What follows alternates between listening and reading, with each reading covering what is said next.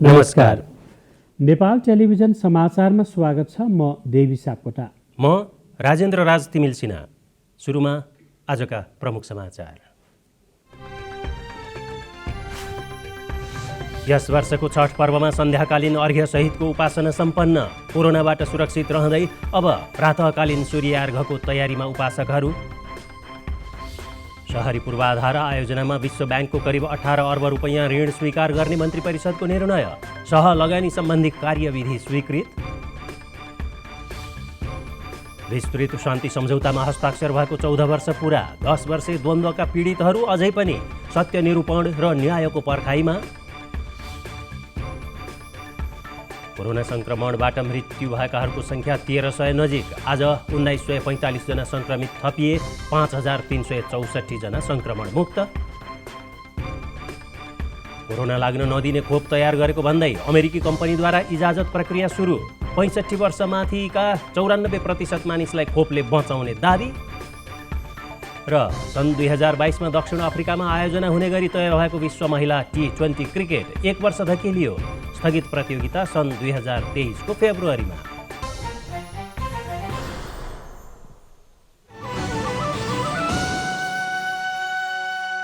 समाचार अब विस्तारमा। यस वर्षको छठ मनाउने क्रममा व्रतालुहरूले आज सन्ध्याकालीन सूर्यार्घ्य सम्पन्न गरेका छन्। कोरोना संक्रमणबाट जोगिन अधिकांश उपासकले आफ्ना वासस्थान र आसपासमा जलाशय तयार गरी उपासना गरेका हुन्। अब भोलि प्रातःकालीन सूर्यलाई अर्घ्य अर्पण गर्ने तयारी भइरहेको छ। यो रिपोर्ट। सूर्य र जलको पूजा गरी मनाइने छठ पर्व शुक्रबार श्रद्धा एवं हर्षोल्लासपूर्वक मनाइएको छ। छठ पर्वको तेस्रो दिन शुक्रबार व्रतालुले अस्ताउँदो सूर्यलाई अर्घ्य अर्पण गरी पूजा अर्चना गरेका छन्। कोरोना भाइरस महामारीका कारण यस वर्ष विगतमा झै व्रतालुहरू जलाशयमा गएका छैनन्। केही व्रतालुहरूले सरोवर, गंगा सागर, अर्गजा लगायत पोखरीमा अर्घ्य सामग्री लिई अस्ताउँदो सूर्यलाई अर्घ्य दिएका छन् भने केहीले घरमै जलाशय बनाएर छठ पूजा गरेका छन्। अर्घ्य सामग्रीमा ठकुवा, कसार, केरा, उखु, मेवा, मिष्ठान्न, गेडागुडी, कन्दमूल र विभिन्न वनस्पति राख्ने परम्परा रहेको छ। यस पर्वमा भुसुवा र कृषिजन्य अन्नको पिठोबाट बनाइएका पकवानसँगै केराको घडी, माटोको हात्ती, कलश सहितको घैँटो आदि सामग्रीको स्वच्छता र पवित्रतापूर्वक व्यवस्था गरिन्छ र साँझतिर अस्ताउने सूर्यलाई अर्घ्य दिइन्छ। खास गरी विगतमा तराई क्षेत्रमा मात्रै मनाइने छठ पर्व अहिले मुलुकका अन्य क्षेत्र तथा अन्य जातिले पनि मनाउने गरेको पाइन्छ। कोरोना महामारीकै बीचमा मोरङका स्थानीयहरूले सिङ्गिया खोला, केसलिया खोला र नहरका साथै आआफ्नै घरमा बनाएका पोखरीहरूमा अस्ताउँदो सूर्यलाई अर्घ्य दिई छठ पर्व मनाएका छन्। स्थानीय प्रशासनले भिडभाड नगरी छठ पर्व मनाउन आग्रह गरे पनि धेरैले घर घरमै पोखरी बनाएर सूर्यलाई अर्घ्य दिएका थिए। तर केहीले भने खोला र नहरमा नै गई अस्ताउँदो सूर्यलाई अर्घ्य दिएर छठ पर्व मनाएका छन्। झापामा पनि थोरै संख्यामा व्रतालुहरूले नदी किनारमा छठ पर्व मनाएका छन्। व्रतालुहरूले आआफ्नै घर घरमै जलाशय बनाई अस्ताउँदो सूर्यलाई अर्घ्य दिएका छन्। पर्साका अधिकांश व्रतालुहरूले कोरोनाको संक्रमणबाट जोगिन नदी, तलाउ र पोखरीको तीरमा नगई घरको आँगन वा छतमाथिबाट नै अस्ताउँदो सूर्यलाई अर्घ्य दिएका छन्। छठ पर्वको बेला सबैभन्दा बढी भिडभाड हुने वीरगञ्जको घडियरुवा पोखरी, नगवा पोखरी, इनरवा पोखरी, मुरली पोखरी, रानीघाट लगायत छठ घाटहरूमा व्रतालुहरूको संख्या कम देखिन्थ्यो। छठ घाटहरूमा श्रद्धालुलाई मास्कको प्रयोग तथा बालबालिका तथा वृद्ध वृद्धालाई जान समेत स्थानीय प्रशासनले रोक लगाए पनि त्यसको पालना गरेको पाइएन। यसैगरी वीरगञ्ज कारागारमा रहेका 100 भन्दा बढी महिला कैदीबन्दीहरूले कारागारको घेराभित्र नै छठ पर्व मनाएका छन्। त्यसैगरी चितवनको नारायणी नदी किनारमा प्रत्येक वर्ष सामूहिक छठ पूजा हुने गरेकोमा कोरोना भाइरसका कारण यस वर्ष हुन सकेन। कोरोना भाइरस सन्तासका कारण कतिपयले घरमा नै बसेर छठ पूजा गरे भने केही भक्तजनहरू भने नारायणी नदीमा नै पुगी अस्ताउँदो सूर्यलाई अर्घ्य दिएर पूजा गरेका छन्। सिराहामा पनि कोरोनाको महामारीको बीचमा विभिन्न नदी, तलाउ, पोखरी लगायतका ठाउँमा धुमधामसँग छठ पर्व मनाइएको छ। तर गत वर्षको तुलनामा छठ पर्व स्थलमा व्रतालुहरूको संख्या भने कम देखिन्थ्यो। रौतहटको गौर नगरपालिका स्थित बढावा, राम जानकी घाट, गणेश पोखरी, शिवालय पोखरीमा व्रतालु एवं श्रद्धालुहरूको भिडभाड देखिए पनि गत वर्षको तुलनामा भने निकै कम देखियो।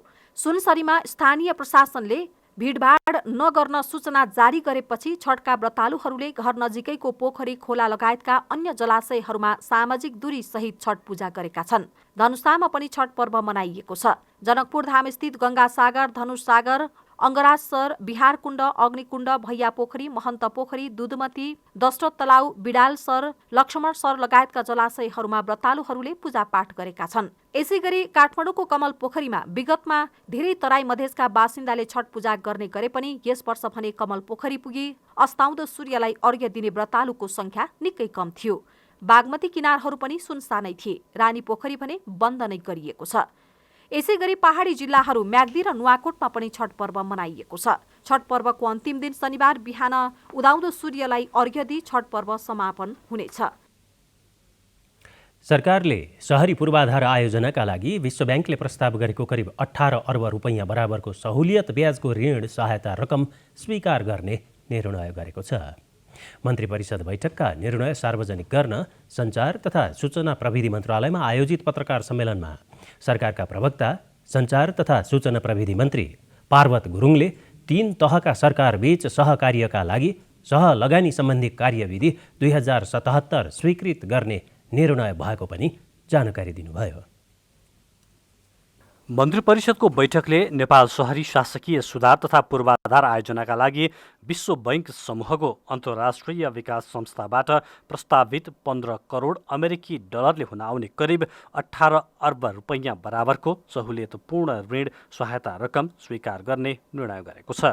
गत कार्तिक 27 गते र यही मङ्सिर 3 गते बसेको मन्त्री परिषद बैठकका निर्णयहरू सार्वजनिक गर्न आयोजित पत्रकार सम्मेलनमा सरकारका प्रवक्ता सञ्चार तथा सूचना प्रविधि मन्त्री पार्वत गुरुङले सहुलियतपूर्ण ऋण सहायता रकम स्वीकार गर्न अर्थ मन्त्रालयलाई स्वीकृति दिने निर्णय भएको जानकारी दिनुभयो। मन्त्री परिषद बैठकले सुक्खा बन्दरगाह भन्सार कार्यालय सिर्सिया पर्सा विस्तारका लागि सुक्खा बन्दरगाह भन्सार कार्यालय र एकीकृत जाँच चौकी आइसिपीको बीचमा रहेको करिब 62 बिघा क्षेत्रफलको जग्गा अधिग्रहण गर्ने स्वीकृति प्रदान गर्ने निर्णय भएको पनि जानकारी दिनुभयो। पत्रकार सम्मेलनमा सरकारका प्रवक्ता मन्त्री गुरुङले सहलगानी सम्बन्धी कार्यविधि 2077 स्वीकृत गर्ने निर्णय भएको जानकारी दिनुभयो। कार्यविधि पारित भएसँगै सङ्घ र प्रदेश सरकार र स्थानीय तहबीच सहकार्यका लागि बाटो खुलेको छ। अब स्थानीय तहले गौरवको आयोजना भनी तोकेका आयोजनाहरूमा सङ्घीय र प्रदेश सरकारले समेत लगानी गर्न सक्नेछन्। यसै गरी सरकार र निजी क्षेत्रबीच सहलगानी बढाउन समेत कार्यविधिले सहयोग पुग्ने प्रवक्ता मन्त्री गुरुङले बताउनुभयो। नेपालको संविधान बमोजिम नै सङ्घ प्रदेश र स्थानीय तहको पारस्परिक समन्वय र सहकार्यको आधारमा सहलगानीको माध्यमबाट समग्र विकास निर्माणहरूलाई र पूर्वाधार निर्माणलाई प्रभावको रूपमा कार्यान्वयन गर्नको निम्ति हामीले यो सहलगानी सम्बन्धी कार्यविधि 2077 पनि छ। जुन कुरो अब हामीले कुनै स्थानीय तहको गौरवको आयोजना छ भने त्यो गौरवको आयोजनामा जो सङ्घको पनि र प्रदेशको पनि त्यहाँ सहलगानी गर्न सकिने यो एउटा कार्यविधि हो। कोभिड-19बाट प्रभावित घरेलु तथा साना मझौला उद्यम एवं विभिन्न किसिमका व्यवसायहरूका श्रमिक र कर्मचारीको पारिश्रमिक भुक्तानी गर्न र व्यवसाय सञ्चालन गर्नको निम्ति र त्यसको निरन्तरताको लागि सहज रूपमा व्यवस्थित र प्रभावकारी ढङ्गले व्यवसायलाई निरन्तरता दिनको निम्ति व्यावसायिक कर्जा ऋण उपलब्ध गराउने निर्णय गरेको छ। यसै गरी नेपाल प्रहरी तथा प्रदेश प्रहरीको सङ्गठन तथा व्यवस्थापन सर्वेक्षण प्रतिवेदन 2077 स्वीकृत गर्ने निर्णय भएको पनि उहाँले जानकारी दिनुभयो। अधिकार सम्पन्न बागमती सभ्यता एकीकृत विकास समितिको कार्यकारी समितिको अध्यक्षमा उद्धव प्रसाद तिमल सेनालाई नियुक्त गर्ने एवं स्वास्थ्य संस्था प्रत्यायन सम्बन्धमा व्यवस्था गर्न बनेको विधेयक तर्जुमाका लागि सैद्धान्तिक स्वीकृति प्रदान गर्ने निर्णय पनि मन्त्री परिषद बैठकले गरेको छ।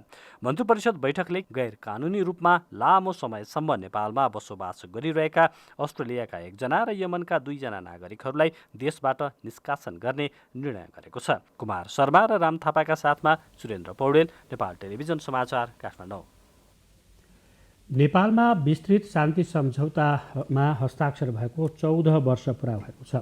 शान्ति सम्झौतापछि तत्कालीन नेकपा माओवादीको सशस्त्र द्वन्द्वको औपचारिक रूपमा अन्त्यसँगै संविधान जारी भए पनि विस्तृत शान्ति सम्झौतामा उल्लिखित केही काम भने अझै बाँकी नै छन्। सरकार र तत्कालीन नेकपा माओवादी बीच शान्ति सम्झौता गरेर सशस्त्र द्वन्द्वको अन्त्य गर्दै मुलुकलाई शान्तिपूर्ण बाटोमा अघि बढाउने प्रतिबद्धता व्यक्त गरिएको 14 वर्ष भयो। नेपालमा मात्र नभई अन्तर्राष्ट्रिय स्तरमा समेत विशेष चासोका रूपमा हेरिएको शान्ति सम्झौतापछि तत्कालीन माओवादी लडाकुको समायोजन तथा हतियार व्यवस्थापनका साथै संविधान सभा चुनाव भएर संविधान जारी भए पनि संक्रमणकालीन न्याय टुङ्गोमा पुर्याउने काम भने अझै बाँकी छ। 2063 साल मङ्सिर 5 गते सरकारका तर्फबाट तत्कालीन प्रधानमन्त्री गिरिजाप्रसाद कोइराला र विद्रोही नेकपा माओवादीका तर्फबाट अध्यक्ष पुष्पकमल दाहाल प्रचण्डले शान्ति सम्झौतामा हस्ताक्षर गर्नुभएको थियो। सोही अनुसार राजनीतिक उपलब्धि हासिल भए पनि आर्थिक र सामाजिक रूपमा प्रगति हुन नसकेको नेपाली कांग्रेसका नेता कृष्ण प्रसाद सिटौला बताउनुहुन्छ। राजनीतिक उपलब्धि भएको छ तर आर्थिक सामाजिक सांस्कृतिक उपलब्धि भएको छैन देशमा। तर न्यायको पक्ष पुरै बाँकी छ। दण्डकालीन पीडितहरूलाई न्याय दिइनेछ। सत्य निरूपण तथा मेलमिलाप आयोग गठन गरेर र बेपत्ताहरूको छानबिन आयोग गठन गरेर भन्ने थियो। आयोगहरू गठन त भए तर ती आयोगहरूले आफ्नो कार्यभार पुरा गर्न सकेका छैनन् र त्यस सम्बन्धमा कानुनले पनि पूर्णता पाउन सकेको छैन। सम्झौतामा 6 महिनाभित्र संक्रमणकालीन न्याय संयन्त्र गठन गर्ने उल्लेख थियो तर विभिन्न अवरोधका कारण द्वन्द्व पीडितलाई न्याय दिने काम भने अझै पूरा भएको छैन। सम्झौता अनुसार संक्रमणकालीन न्याय संयन्त्र गठन हुन नसक्दा पीडितले अहिलेसम्म न्याय पाउन सकेका छैनन्। सत्ता पक्ष प्रतिपक्ष एक ठाउँमा छौं। हामीले सबैलाई एक ठाउँमा उभ्याउने प्रयास गरेका छौं र त्यो प्रयास सफल पनि भएको छ। यति काम सम्पन्न गरिसक्दा हामीलाई विश्वास छ अब 2 देखि 4 वर्षभित्रमा शान्ति प्रक्रिया सम्बन्धी सम्पूर्ण काम समाप्त हुन्छ। विस्तृत शान्ति सम्झौतामा हस्ताक्षर गर्ने मध्येका एक तत्कालीन प्रधानमन्त्री कोइरालाको निधन भए पनि अर्का हस्ताक्षरकर्ता दाहाल अहिले सत्तारूढ नेपाल कम्युनिस्ट पार्टी नेकपाको कार्यकारी अध्यक्षको भूमिकामा हुनुहुन्छ। शान्ति सम्झौताकै आधारमा उभिएर देश गणतान्त्रिक मुलुकका रूपमा स्थापित भयो तर शान्ति सम्झौताको अक्षरंश पालनामा अझै ढिलाइ हुँदा संक्रमणकालीन न्यायसँग सम्बन्धित केही विषयको सम्बोधन अन्योलमै छ। यसले तत्कालीन द्वन्द्वमा परेकाहरूको पीडालाई बल्झाइरहेको छ। त्यसैले पीडितलाई न्याय र परिपूरणका साथै सम्झौताकै जगबाट बनेको संविधानको प्रभावकारी कार्यान्वयनका लागि विस्तृत शान्ति सम्झौताको मर्म र भावनालाई सबै पक्षबाट पूर्ण पालना गर्नुपर्नेमा शान्ति सम्झौताका लागि महत्त्वपूर्ण भूमिका निर्वाह गर्नुभएकाहरूको जोड छ। क्यामेरामा शिव पङ्गेनीका साथ सलुजा दाहाल, काठमाडौँ। 10 वर्षे द्वन्द्वको उद्गम स्थलका रूपमा रहेको रोल्पाका द्वन्द्व पीडितहरूले विस्तृत शान्ति सम्झौताको 14 वर्ष पुग्दा समेत न्याय नपाएको गुनासो गरेका छन्। देशमा गणतन्त्र स्थापनापछि स्थानीय, प्रदेश र सङ्घीय सरकार बने पनि कुनै पनि सरकारले न्याय दिन नसकेको द्वन्द्व पीडितहरूको दुखेसो छ। तत्कालीन विद्रोही पक्ष नेकपा माओवादी र सरकारबीच विस्तृत शान्ति सम्झौता भएको 14 वर्ष पुरा भए पनि 10 वर्षे सशस्त्र द्वन्द्वको उद्गम थलो रोल्पाका द्वन्द्व पीडितहरूले अझै न्याय पाउन नसकेको गुनासो गरेका छन्। विस्तृत शान्ति सम्झौता भएदेखि देशमा गणतन्त्र स्थापना भई स्थानीय, प्रदेश र सङ्घीय गरी 3 तहको सरकार बनेका छन् तर कुनै पनि सरकारले पीडितहरूको बारेमा चासो नदेखाएको उनीहरूको गुनासो छ। विस्तृत शान्ति सम्झौतामा नै सशस्त्र द्वन्द्वको समयमा भएका गम्भीर मानवाधिकार उल्लङ्घनका घटनाहरूलाई 60 दिनभित्र सत्य निरूपण तथा मेलमिलाप आयोग र बेपत्ता छानबिन आयोग गठन गरी पीडितहरूलाई न्याय दिनु भनिएको छ तर ती दुवै आयोगले पनि पीडितहरूको उजुरी लिने बाहेक अन्य कुनै काम गर्न नसकेको पीडितहरूको गुनासो छ। बेपत्ता कहाँ छ कहाँ के छ भन्दा सबै फर्म भरेकै हुँ, फारम भरेकै हुँ अनि त्यो जति भरे पनि केही थाहा छैन। अझै पनि मेरो छोरा आन्तिकी अझै कहाँ होला यो भन्ने सम्झनामा सम्झिरहन्छु। विस्तृत शान्ति सम्झौतामा उल्लेख भएका बुँदाहरू कार्यान्वयनमा ल्याउन तत्कालीन विद्रोही पक्ष र सरकार गम्भीर बन्न नसक्नु दुर्भाग्यपूर्ण रहेको मानवाधिकार कर्मी घनश्याम आचार्यको भनाइ छ। शान्ति सम्झौतामा जुन उल्लेख गरिएको कुरा छ त्यसलाई जसरी पनि छिटोभन्दा छिटो सार्वजनिक गर्नुपर्छ र तिनीहरूलाई त्यही अनुसारको राहत दिनुपर्ने अवस्था रहन्छ। विस्तृत शान्ति सम्झौतामै द्वन्द्व पीडितलाई न्याय दिलाउनु भनिएकाले आयोग गठन गर्ने मात्र नभई सरकारले शान्ति सम्झौताको मर्म अनुसार आयोगका लागि सम्पूर्ण कानुनी प्रावधान बनाई तत्काल पीडितहरूको उजुरीलाई किनारा लगाउन जरुरी छ। माधव कुमार ओली, नेपाल टेलिभिजन, लुम्बिनी प्रदेश, रोल्पा। कोरोना भाइरसबाट देशभर 1945 जना सङ्क्रमित थप भएका छन्। पछिल्लो 24 घण्टामा देशभर गरिएको 10,340वटा PCR परीक्षणका क्रममा काठमाडौँ उपत्यकामा मात्रै 1107 जना सङ्क्रमित भेटिएको स्वास्थ्य तथा जनसङ्ख्या मन्त्रालयले जनाएको छ। ले सार्वजनिक गरेको पछिल्लो अद्यावधिक विवरण अनुसार नेपालमा कोरोना सङ्क्रमितको सङ्ख्या 2,16,965 जना पुगेका छन्। शुक्रबार 740 जना महिला र 1,205 जना पुरुषसहित देशभर 1945 जना सङ्क्रमित थपिएको मन्त्रालयको तथ्याङ्क छ। पछिल्लो पटक काठमाडौँ उपत्यकामा मात्रै 1107 जना सङ्क्रमित भेटिएका छन्। शुक्रबार काठमाडौँमा 862, ललितपुरमा 174 र भक्तपुरमा 71 जना सङ्क्रमित थपिएको मन्त्रालयले जनाएको छ। यसै गरी पछिल्लो पटक कोरोना सङ्क्रमण भएर थप 22 जनाको मृत्यु भएको छ। यो सँगै कोरोना भएर मृत्यु हुनेको सङ्ख्या 1298 जना पुगेको छ। मन्त्रालयको अद्यावधिक तथ्याङ्क अनुसार गत 24 घण्टामा 5,364 जना डिस्चार्ज भएका छन्। हालसम्म डिस्चार्ज हुनेको सङ्ख्या 1,91,002 जना पुगेको भन्दै मन्त्रालयले नेपालमा निको हुनेको दर 88% पुगेको जनाएको छ। सक्रिय सङ्क्रमितको सङ्ख्या भने 24,665 जना रहेको छ।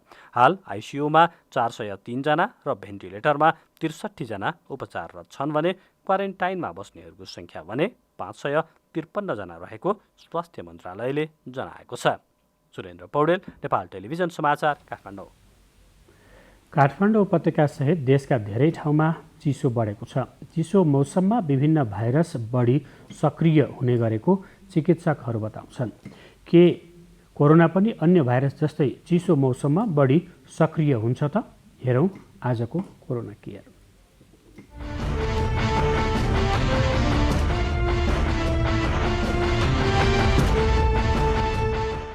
चिसो मौसममा भाइरसहरू थप सक्रिय हुने गरेको चिकित्सकहरू बताउँछन्। यो मौसममा रुगाखोकी लाग्ने, ज्वरो आउने, जिउ दुख्ने, श्वास फेर्न कठिन हुने जस्ता समस्या धेरैलाई हुने गरेको छ। यसो हुनुको मुख्य कारण हानिकारक भाइरसहरू थप सक्रिय हुनु नै हो। अहिले कोरोना भाइरसको महामारीले विश्वलाई नै आक्रान्त पारिरहेका बेला चिसो मौसममा थप जोखिम निम्त्याउने त होइन भन्ने चिन्ता कतिपयले गर्ने गरेका छन्। तर कोरोना भाइरस चिसो मौसममा थप सक्रिय हुने गरेको प्रमाण भने फेला परेको छैन। यो भाइरसका बारेमा अध्ययन भइरहेकाले अहिले नै चिसो मौसममा बढी सक्रिय हुन्छ भनेर यकिन गर्न नसकिने चिकित्सकहरू बताउँछन्। तर अन्य भाइरस भने चिसो मौसममा बढी समयसम्म बाँच्न सक्ने भएकाले सावधानी अपनाउनु पर्ने उनीहरूको भनाइ छ। कोरोना भाइरसको बारेमा धेरै तथ्यहरू अझै पनि क्लियर हुन, अझै पनि बाहिर आउन बाँकी नै छ। तर अब धेरै जसो भाइरसहरूको प्रकृति, उनीहरूको गुणहरू हेर्दाखेरि चिसो मौसममा जतिखेर टेम्परेचर घट्छ अनि सापेक्षित आर्द्रता भन्छौँ, ह्युमिडिटी बढ्छ, त्यतिखेर चाहिँ फैलिने बढी सम्भावना हुन्छ। त्यो कारण कोरोना भाइरस पनि फैलिने हो कि भन्ने डर र चिन्ता सबैलाई छ। तर वास्तवमा अहिलेसम्मको एक्सपिरियन्सले भनौँ न, यत्रो गर्मी मौसममा पनि ज्यादै फैलियो, पिकमै पुग्यो, कतिपय गर्मी भएका ठाउँहरूमा पनि होइन, जाडोमा पनि बढेकै हो वेस्टमा। त्यो कारणले जाडोमा र गर्मीमा कति बढ्ला अथवा घट्ला भन्न असाध्यै गाह्रो छ। हावाका माध्यमबाट सर्ने भाइरस चिसो समयमा बढी सक्रिय हुन्छन्। चिसो मौसममा तापक्रम निकै घट्ने भएकाले यस्ता भाइरस धेरै समयसम्म जीवित रहने र सङ्क्रमण फैलिन सक्ने जोखिम रहन्छ। तर कोरोना हावाका माध्यमबाट भन्दा नाक वा मुखबाट निस्किएका छिटाका माध्यमबाट सर्ने गरेको छ। चिसो मौसममा चाहिँ दुई तिनवटा कुराहरू छन्। एउटा त ह्युमिडिटी बढ्छ, अर्को टेम्परेचर घट्छ। त्यो चाहिँ के हुन्छ भन्दाखेरि ड्रपलेटकै रूपमा रहिरहने, हाम्रो हावामा तैरिरहने सम्भावना धेरै हुन्छ। त्यो भयो भने भाइरस चाहिँ धेरै बेरसम्म तैरिरहने हो कि भन्ने कुराहरू हुन जान्छ। अब गर्मी भयो भने चाहिँ कस्तो हुन्छ भन्दाखेरि ड्रपलेट त इभ्यापोरेट भएर जान्छ अनि भाइरस पार्टिकल मात्र बस्छ। त्यो हुँदाखेरि एरोसोलको रूपमा बस्ने हुनाले एरोसोल ट्रान्समिसन हुने भाइरसहरू चाहिँ गर्मीमा पनि उत्तिकै जान सक्ने भयो। तर ड्रपलेटबाट जुन सर्ने भाइरसहरू छन् तिनीहरू चाहिँ टेम्परेचर लो टेम्परेचर र ह्युमिडिटी बढी भएको ठाउँमा बढी सर्ने हो कि भन्ने डर चाहिँ हुन्छ। अहिले चिसो मौसम भएकाले कोरोना भाइरसको संक्रमण पनि वृद्धि हुँदै जाने सम्भावना भने रहेको विज्ञहरू बताउँछन्। चिसो मौसममा मानिसहरू घरका झ्यालढोका बन्द गरेर बस्ने गर्दछन्। यसरी झ्यालढोका बन्द गरिँदा हावा गुम्सिएर कोठाभित्रै धेरै समयसम्म रहन सक्छ। यस्तो अवस्थामा कोठामा धेरैजना बस्दा संक्रमण फैलिने जोखिम पनि उच्च हुने गर्दछ। यस्तो अवस्थामा पर्याप्त सावधानी आवश्यक देखिन्छ। यसमा 2-3टा कुराहरू चाहिँ एकदमै भनौँ न चिन्ताको कुराहरू के भने, जाडो मौसममा चाहिँ मान्छेहरू अलिकति ग्रुपमा बस्ने, झ्यालढोका बन्द गरेर बस्ने होइन, त्यसो भएको हुनाले भाइरसको राम्रो भेन्टिलेसन नभएको रुममा बस्ने टेन्डेन्सी भनौँ न मानवको अब हाम्रो बानी बेहोरा बिहेभियरले गर्दाखेरि त्यो एउटा क्लोज्ड स्पेसमा भाइरस बसिरह्यो भने धेरै बेर बाँच्न सक्छ र फैलिन पनि सक्छ। कोरोना भाइरसका बारेमा अध्ययन भइरहेकाले अहिले नै मौसम अनुसार यसको संक्रमण दर घट्छ वा बढ्छ भनेर भन्न सक्ने अवस्था छैन। त्यही भएर जनस्वास्थ्यका मापदण्डको पालना गर्नुको विकल्प छैन। जाडो महिनामा फैलिने देखिएको चाहिँ फ्लू भाइरस हो, जुन चाहिँ कोरोना भाइरस भन्दा पनि त्यसले गर्दा अझ सिकिस्त बनाउने सम्भावना हुन्छ। अब थाहा पाउन चाहिँ खासमा सकिँदैन। हेर्नुहोस्, लक्षणहरू ओभरल्याप हुन्छन्, जस्तो जिउ दुख्ने, आलस्य लाग्ने, नाक बन्द हुने होइन, खोकी लाग्ने, दुवै कमन सिम्टम हुन आउँछन् अरू भाइरसमा र यसमा। त्यो कारणले यसलाई ठ्याक्कै छुट्याउन चाहिँ सकिँदैन। अहिले चाहिँ त्यस्तो लक्षण देखियो भने चाहिँ हामीले कोरोना नै हो कि भन्ने किसिमले नै सावधान भएर हेर्नुपर्ने हुन्छ। कोरोनाको महामारी तत्कालै अन्त्य हुने सम्भावना देखिएको छैन। यस्तो अवस्थामा स्वास्थ्य मापदण्डको पूर्ण पालना गर्दै अझ बढी सावधानी अपनाउन चिकित्सकहरूले सुझाव दिएका छन्। सावधानी चाहिँ त्यही राम्रो भेन्टिलेसन भएको रुम हुनु पर्यो, धेरैजना एकै ठाउँमा हुल बनाएर बस्नु भएन। अझै पनि जुन हामीले भन्दै आएका थियौँ सो फिजिकल डिस्टेन्सिङ, दूरी कायम गर्ने, कमसेकम 6 फिट, हात साबुन पानीले धुने अथवा सेनिटाइजरले धुने, अर्को मास्क लगाइरहने, यी कुराहरू नै महत्त्वपूर्ण छन् र ती अहिले जाडो मौसममा पनि उत्तिकै महत्त्वपूर्ण छन्। त्योभन्दा अरू विकल्प चाहिँ छैन हामीसँग। कोठाहरू बन्द गरिकन धेरै बेरसम्म सँगै बस्ने, गफगाफ गर्ने, मास्क खोलेर त्यसो गरियो भने चाहिँ त्यसले चाहिँ भयावह स्थिति ल्याउन सक्छ। चिकित्सकहरूले भने जस्तै स्वास्थ्य मापदण्डको पालना गर्न सकिए जुनसुकै मौसम भए पनि कोरोनाको संक्रमणबाट बच्न सहयोग पुग्नेछ।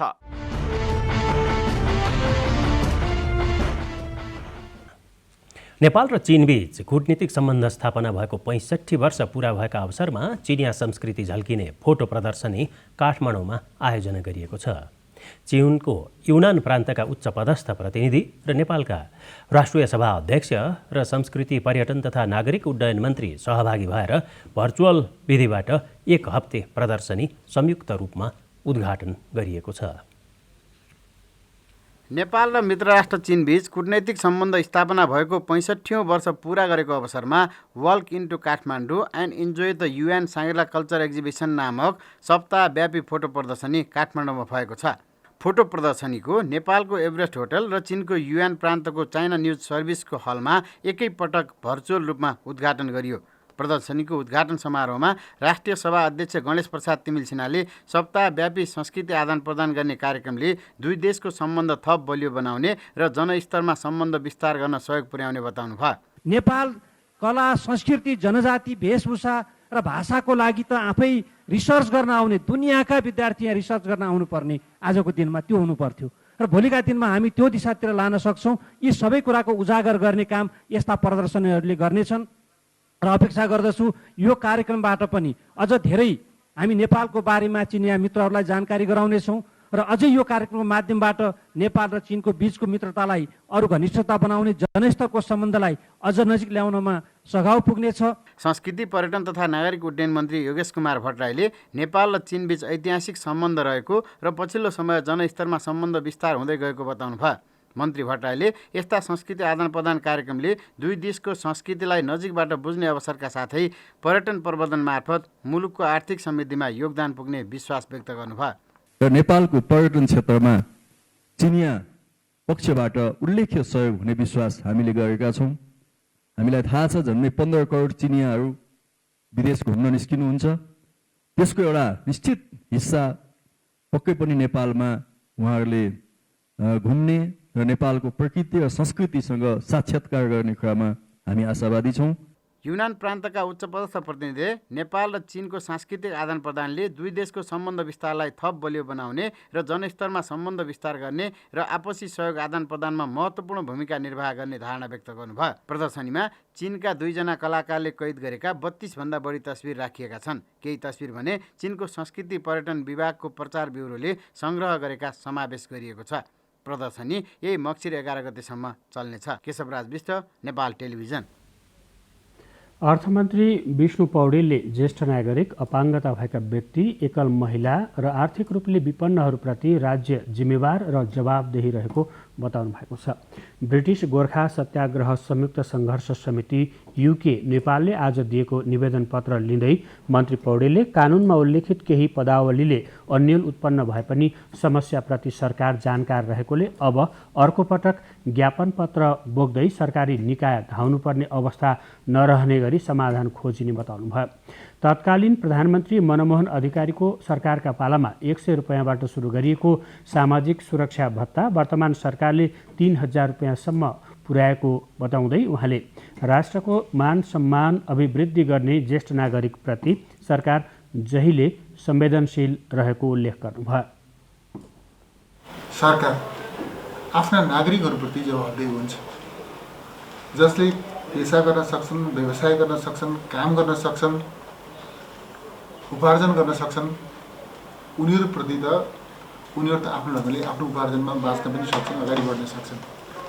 तर उमेरका हिसाबले ज्येष्ठ नागरिकहरू, अपाङ्गता भएका व्यक्तिहरू, एकल महिलाहरू र आर्थिक रूपमा विपन्न व्यक्तिहरू, उनीहरूका प्रति राज्यको जवाबदेही हुन्छ, जिम्मेवारी हुन्छ। राज्यले उनीहरूलाई हेर्नुपर्छ।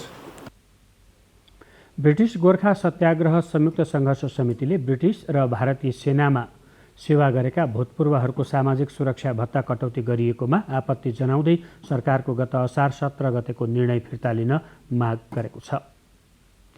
बुलेटिनको बीचमा प्रमुख समाचार फेरि एकपटक।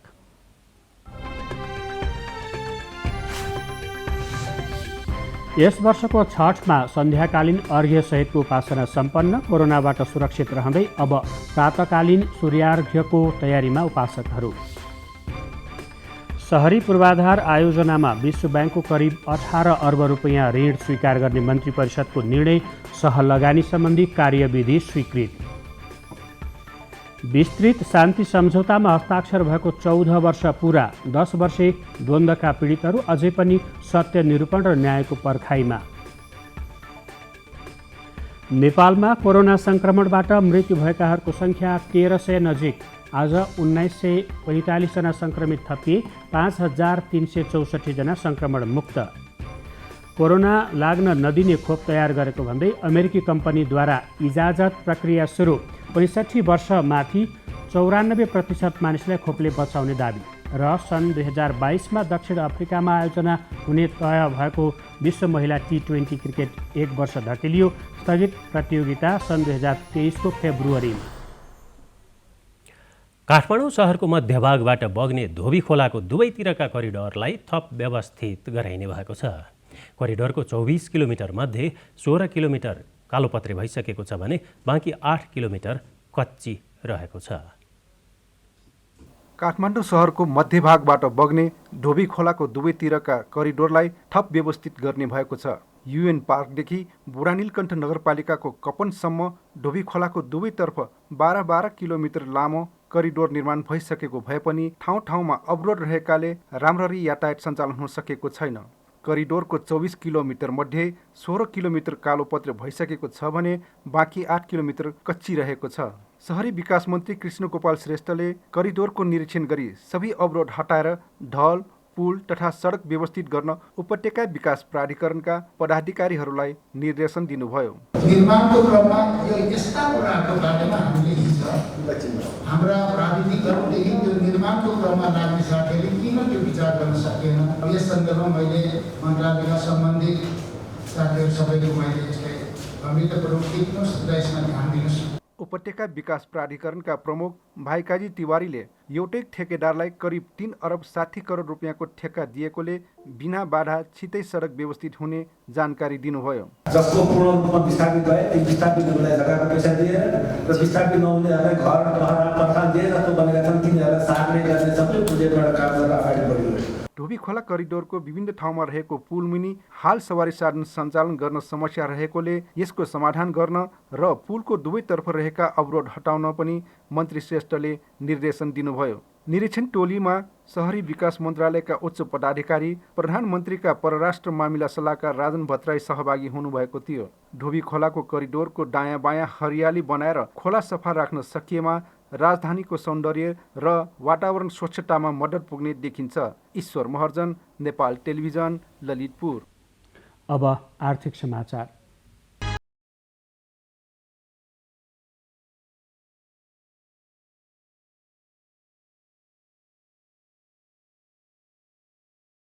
एसियाली विकास बैंकले नेपालका 2 प्रमुख अन्तर्राष्ट्रिय विमानस्थलको क्षमता विस्तारका लागि करिब 17 अर्ब 74 करोड 89 लाख 45 हजार रुपियाँ ऋण प्रदान गर्ने भएको छ।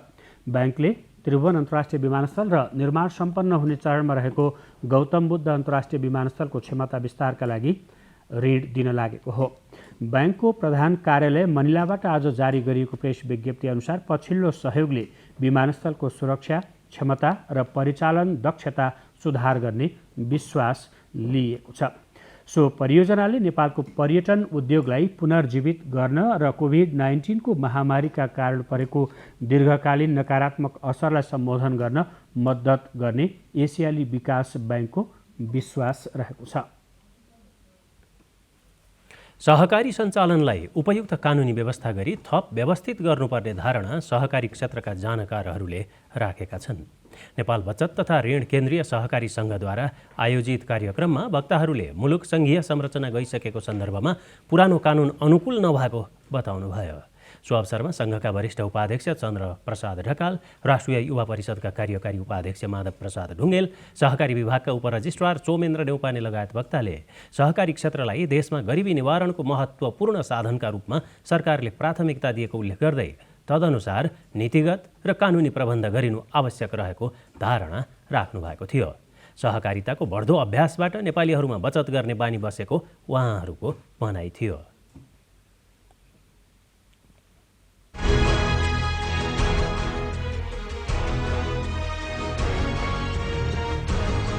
यस बुलेटिनका प्रमुख समाचार फेरि एकपटक। छठ पर्वमा सन्ध्याकालीन अर्घ्य सहितको उपासना सम्पन्न। कोरोनाबाट सुरक्षित रहँदै अब प्रातःकालीन सूर्यार्घ्यको तयारीमा उपासकहरू। शहरी पूर्वाधार आयोजनामा विश्व ब्याङ्कको करिब 18 अर्ब रुपैयाँ ऋण स्वीकार गर्ने मन्त्री परिषदको निर्णय। सहलगानी सम्बन्धी कार्यविधि स्वीकृत। विस्तृत शान्ति सम्झौतामा हस्ताक्षर भएको 14 वर्ष पुरा। 10 वर्षे द्वन्द्वका पीडितहरू अझै पनि सत्य निरूपण र न्यायको पर्खाइमा। कोरोना संक्रमणबाट मृत्यु भएकाहरूको सङ्ख्या 1300 नजिक। आज 1945 जना सङ्क्रमित थपिए, 5364 जना सङ्क्रमण मुक्त। कोरोना लाग्न नदिने खोप तयार गरेको भन्दै अमेरिकी कम्पनीद्वारा इजाजत प्रक्रिया सुरु। 65 वर्षमाथि 94% मानिसलाई खोपले बचाउने दाबी। र सन् 2022 मा दक्षिण अफ्रिकामा आयोजना हुने भनिएको विश्व महिला T20 क्रिकेट 1 वर्ष धकेलियो। स्थगित प्रतियोगिता सन् 2023 मा हुने। समाचारको सिलसिला यति नै। बिदा दिनुहोस्। नमस्कार।